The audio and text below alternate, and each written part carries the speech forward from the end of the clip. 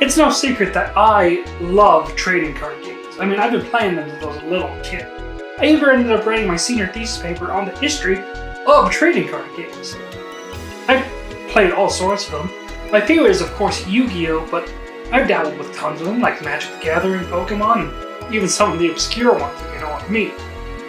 Unfortunately, playing a trading card game usually requires two people. If you don't have any friends to enjoy a nice friendly duel, then you really only got two options.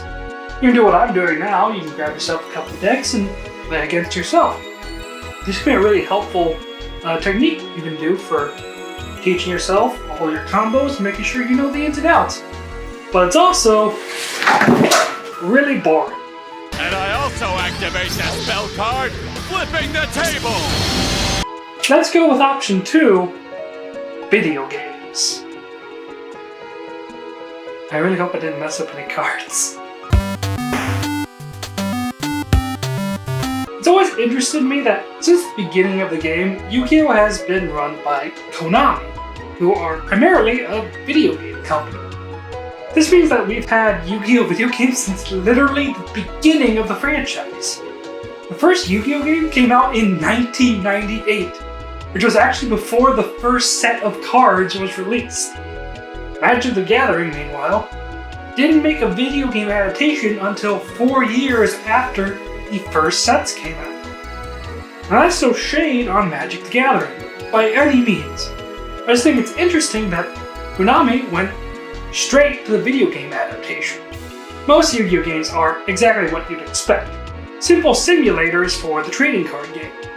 Usually released on mobile consoles to facilitate trading and dueling amongst the kids. Sometimes they can even have storylines, even unique ones that aren't in the anime, but the whole point of them is to let you play more of the card game. That's really all they needed to be. In fact, many of these early Yu-Gi-Oh! Games are about to be released later this month as part of the Yu-Gi-Oh! Early Days collection on Nintendo Switch and Steam. I'm not sponsored by Konami, I just wish I was. While I enjoy most of these games, they never really scratched the itch of what I really wanted from a Yu-Gi-Oh! game. What I wanted was the anime. Even now, as an adult, when I duel the in-person on Master Duel, I picture myself, dual disc on my arm, cards in hand. I like to imagine what it would look like for my own cards to be summoned, for my own cards to take effect. My rational brain is capable of understanding that it's simply not feasible for anyone to create a game that has fully modeled and animated monsters for every card released in the entire game. But gosh dang it, that's what I want. That's what part of me does. It's what I wanted ever since I was a kid watching the Battle City tournament on Kids WB. Pegasus, I pulled the weekdays card. What? That's right. Now I can battle with my monsters every Monday through Friday. It's with that mindset that a younger me walked into a GameStop many moons ago. And there, sitting at the bottom of the bargain shelf, I found this. Yu-Gi-Oh! The Falsebound Kingdom. Falsebound Kingdom released for the Nintendo GameCube in 2003 in Japan and 2004 for the rest of the world. As you can see, I even have the Prima official strategy guide, but if you're familiar with Prima's work, I'm going to be honest, it's not very good. The game itself, however, looks promising. From the back of the box alone, I was sold because it pictures monsters in their full three-dimensional glory. Surely, this will be the greatest Yu-Gi-Oh! Game of all time. Let's start it up, ladies and gentlemen, but not before you like and subscribe to the channel.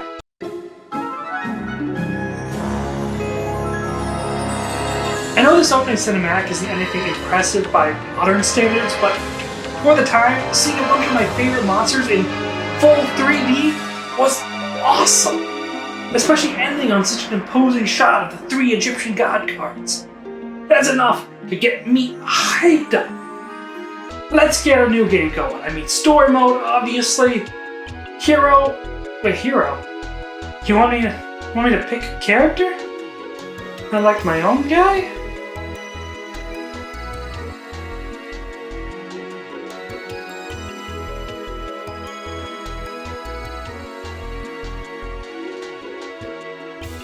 But I want to build my own deck with my own monsters. I don't want to be tied to a pre-existing character's deck.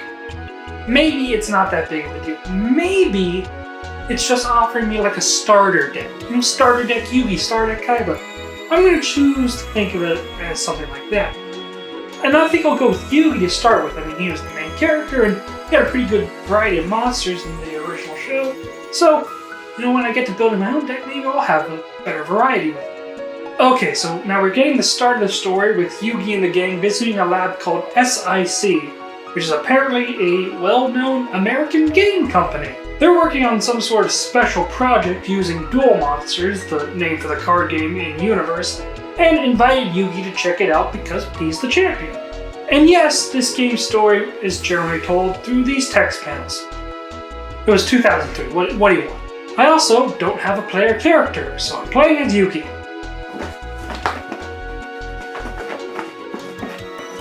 SIC's new project is a virtual reality game. The game jumps into VR only for it to immediately lock them inside the virtual world, so they must beat the game in order to escape. There's a chance that you, the person watching this, aren't a fan of the Yu-Gi-Oh anime and might find that this sort of plotline is frankly ridiculous. But how do you think I feel seeing as the Yu-Gi-Oh anime has done this on 2 separate occasions? And no, for you Yu-Gi-Oh anime fans, this game does not follow the storyline of the Legendary Heroes or Virtual World arc. It's entirely original.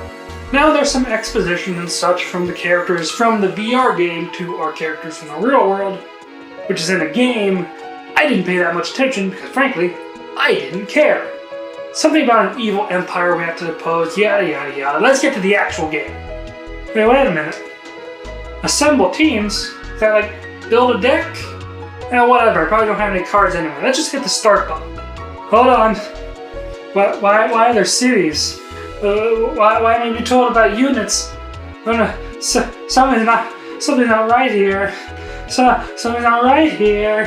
Something's not right at all. This isn't a Yu-Gi-Oh simulator at all. It's a wait, what is this? A real-time strategy game? Okay. Hold on, I found an enemy. Now I'm in combat? I'm selecting moves and attack targets? Yu-Gi-Oh! The Falsebound Kingdom is the unholy love child of a real-time strategy game and a turn-based RPG. It's not possible! Okay, so this is the actual game. Broken up into chapters, you manipulate your units on a greater game board, taking into account things like unit strength, terrain, various abilities and modifiers, and things like that. Most levels end when you take the opponent's main base of operations and defeat their leader. Normal RTS gameplay, right? Except your units aren't a series of nameless henchmen, but small teams of 3 monsters, all picked from the card game, obviously, and represented by a character from the anime. The fun, if you can call it that, is when one of your units meets another. When your pack of monsters collides with an opponent's pack of monsters, you get into one of the most frustrating turn-based combat systems that I have ever played. Instead of simply duking it out until one team is left standing, Yu-Gi-Oh! The Falsebound Kingdom battles are decided by points! You get points by attacking, knocking out opposing monsters, or if one of your opponent's monsters hits something that was set to guard or misses an attack. How is the end of battle determined? By these little star chips. Each monster has a set amount of these things and has to spend one in order to take an action. Once all points are spent, a winner is determined for the battle, or, you know, if someone's monsters are all reduced to a fine mist, that counts as a win too. For me, the real frustrating part of this system usually comes from turn order. This isn't Final Fantasy, alright? There's no helpful turn order sidebar or handy refilling meters. Frankly, it feels completely random. The amount of times that I had an enemy dead to rights, only needing one more hit to finish it off, only for it to then get to move before me and heal up, was insanely high. On top of that, the enemy AI seems more random than it is truly challenging.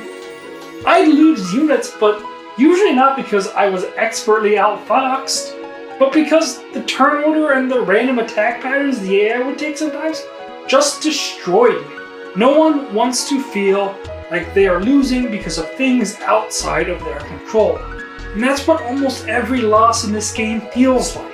I don't want to hear another word! You're a disgrace to the game! Honestly, the RTS side of this game isn't that impressive either. Most levels start with enemies sending a large singular column of lackeys after you. You can usually hunker down with some equipment like cannons to decimate one of the enemy teams and a barricade to boost your own defense. Weather that onslaught with your weaker units, then send your strongest guy, usually Yugi or Kaiba, to take out the main guy. Almost every battle I had wasn't when two units met in the field, but one unit waiting in a town for the other unit to run into it. It doesn't help at all that every unit in the game moves at the speed of paint. I'm not someone who needs constant, non-stop stimulation in my games. I can enjoy a slower paced game, but these monsters move so slow and take up so much time, especially over the course of an entire playthrough. It's not all bad, I'll confess. I mean, after all, you can select which unit is doing what with one hand, and with the other hand, you can kick back and doom scroll through X. I should probably give the game some credit after all this negativity. I mean, for one thing, I really love the monster variety and the models for every character. Since this game is old enough to drink alcohol in every country on Earth, the graphics are clearly a bit dated, but they did a pretty good job bringing these cards to life. They clearly prioritized cards that were in the anime for obvious reasons, but they have a lot of interesting picks from the first few sets. It's fun to see even obscure monsters that no one cares about get some love, like Aqua Dragon or Orion the Battle King. And because the monsters level up like any other unit in an RPG, even many of the weakest ones in the real card game can be viable in this game. Take Illusory Gentle. This is normally just a generic vanilla level 4 spellcaster in the card game, and its stat line means that even when it was first released, it was outclassed. Yet in Falsebound Kingdom, it's really useful. You can get it pretty easily and at a level where it can be used right away without any training. Its base attack can cause the blind status effect, which lowers opponents' accuracy. And at high levels, Illusory Gentleman even gets a multi-target attack. I also really love the attack animations and names that they gave each monster. Some of them are still how I imagine these specific creatures attacking. King of Yami-Makai has always been a personal favorite of mine since I was a kid, and he looks awesome when he attacks. Each one even gets a name too, like in the anime. I frankly love Three-Headed Guido. This loser gives him the old razzle-dazzle. I should probably check back in on the story. Basic premise, as we established, that Yugi and friends are trapped in a video game world that they have to beat in order to get out. The story plays out with each level being a step in the road to do so, like taking strategic locations or tracking down allies. I think it's kind of hilarious the allies Yugi gets. There are 10 in total. You got Yugi, obviously, as well as his usual entourage from the anime: Joey, Tristan, Taya, Bakura, and Mai. Joining them are new characters, Shimon and Vizdis, who exist entirely to give you extra units in the early game. The funny part about them is that they are fictional characters in an already fictional game. Then, to round out his merry band is Mako Tsunami and Espo Roba. You know, everybody's favorite characters. I only bring them up because, based on the available monster pool and some of the enemy characters, this game is supposed to take place around the Battle City arc of the anime. I hope none of you entered my tournament looking for friendly competition. Battle City's gonna be an all-out war. Which means that instead of scraping the bottom of the barrel for quote-unquote heroic characters, they could have picked the two newcomers to Yugi's gang that the show already had, Duke Devlin and Serenity Wheeler, and if you didn't want to pick them, you could have also picked Solomon Moto, Rebecca Hawkins, Shoddy, or even Little Yuki. Why'd you pick these two? Bring it on, Psycho Boy! It's psychic! Frankly, I think it's even funnier on the Kaiba side of things. Both follow the same basic plotline. Kaiba and Mokuba show up to check out SAC's new game, get locked in VR, and have to fight their way out. The only difference is that Kaiba sets the character that is already part of the Empire and then turns against it. The problem for him is that he doesn't have an entourage like Yugi in the show. I've had about all I can take of you people, so leave me alone and have a nice life! Kaiba gets his little brother Mokuba, and the game gives him his own Shimon character, this weeb named Marthas, but who else will fill his roster? Apparently, every non-America Line antagonist the anime had up to that point. Kaiba gets Weevil Underwood, Rex Raptor, and Bones for some reason. Note that these guys are supposed to be the same as Yugi and friends, real people trapped in a virtual reality. But Yugi and Kaiba were invited to check out this virtual reality because of their prestige in the world of duel monsters.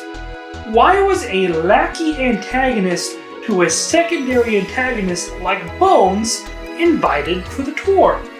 On top of that, Kaiba doesn't even have full 10 marshals like Yugi, even though Bones' boss, Bandit Keith, is in the game.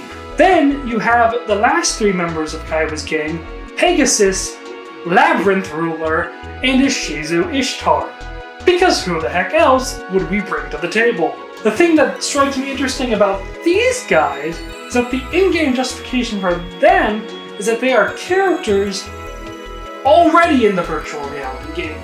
Even though they look like real people, these guys are just ones and zeros, but these guys are real people. Bones got invited to test out this VR game, but the guy who invented duel monsters just got a character in the game. Also, I want to know who used polymerization on Para and Dox, because the Labyrinth Ruler character has literally 0 lines in the story.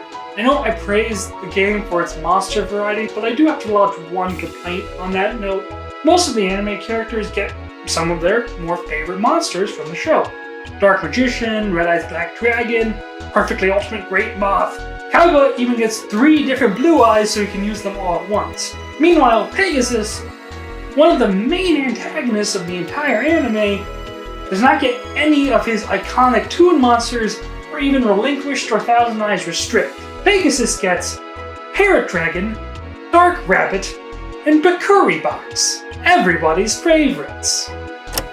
Hey everyone, it's Landon from the Edit Bay. To emphasize my point that no one cares that much about these monsters, while grabbing images for this video, I happened to notice that the last time Bakuri Box was printed was 2002's Metal Raiders, the second set the game ever put out. Both campaigns ultimately culminate in defeating the evil Emperor Heishin. It was actually a pretty easy fight. Frankly, it only took a few levels to get there, but there's a twist. Heishin was merely a puppet for the real bad guy, whose name is Scott. I mean, okay, sure, he looks like this, and he reveals himself by immediately deleting Emperor Heishin to hype himself up as this menacing puppet master, but his name is Scott. I have never, not once in my life, been frightened by a man named Scott. Scott was apparently a former Kaiba Corp employee who is now out for revenge and wants to beat Yugi too because, I don't know, reasons. He immediately turns the table on both Yugi and Kaiba because we needed more levels. Scott breaks up their gangs, Taya, Joe, and Bakura get brainwashed while Mokuba gets kidnapped. Yeah, you know how it is. There are some more levels, the gangs reunite, same old, until we get to the very end. At the start of the second to last level, the heroes break the 4th wall and find themselves moving on the computer chip that controls the simulator, which raises all kinds of questions that I really don't know anymore. Upon the final confrontation with Scott, he reveals that he was trying to use the heroes as a sacrifice to revive some malevolent spirit that would allow him to control the world, maybe?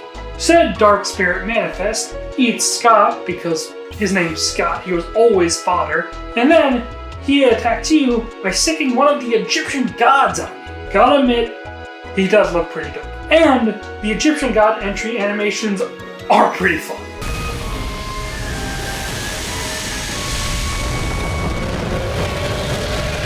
Yugi fights Obelisk and Kaiba fights Slifer, and it's gotta be one of the easiest fights in any game. Truth be told, if you're playing the game as the devs wanted you to play, it's not bad. As long as you're properly balancing your healing items, you can get through without much of a problem, but it's still a fight. The ease of this fight is due to an oversight. The Egyptian god is programmed to always move after all 3 of your monsters move once. If you attack with your first 2 monsters and then hit the escape command with your last one, you'll always flee. Since enemies will maintain the damage they sustain, all you have to do is keep chipping away at the creature until it's dead and you've won the game. Even if on your second campaign, which serves as a kind of New Game Plus difficulty mode, the fight is still easy. The Dark Spirit will dissipate, only to come back as a newer, more dangerous form, and attacks again with even more force and the exact same monster, so you can just cheese it and win immediately. The heroes wake up from the simulator to the lab on fire, escape with their lives, and the credits roll. One thing I noticed that I didn't really fill out my full roster of monsters, and I must admit I missed a few. I mean, surely there's not a third campaign. Anyway, the Joey campaign is unlocked as soon as you've beaten both the Yugi and Kaiba campaigns, and is about half the length of the 2 main ones. Joey wakes up as a member of a bandit squad in the simulator world, and his campaign follows what is supposed to have happened before he meets up with Yugi during the Heishin battle in the Yugi campaign. It's not terrible, truth be told. The Joey campaign is really just more of the same of the last 2, but arguably a touch more challenging. The Joey route culminates in a battle against a fake Merrick and the Winged Dragon of Ra, which again you can just cheese, and then a battle against Kaiba, which even when you win, you technically lose. And with that, we've beaten the whole campaign. After 10,000 years, I'm free! I think it's safe to say I've been pretty critical of this game throughout the entire video, but I have yet to go through what is the worst part of this game: getting new monsters. Yugi starts with the Celtic Guardian, Feral Imp, and Kuribo, also known as some of Yugi's weakest monsters. Naturally, you want to get something cooler. Now, you do get some throughout the story mode, even a lot that you really want, like the Dark Magician or Blue Eyes White Dragon. But I am a Pokemon fan, which means that I've been psychologically conditioned to try and catch them all, which in this game is borderline masochism. Many bonus monsters are roaming, meaning you can find them by running into them on the world map during the right level. Then you merely have to win the fight with them and they join your team. That would be simple enough if the game gave any indication that there are roaming monsters. There's no random roaming army or a dust cloud or a text queue. You just have to run right into them, using pure luck and faith to guide you. A couple of them are in your path, but many more aren't at all.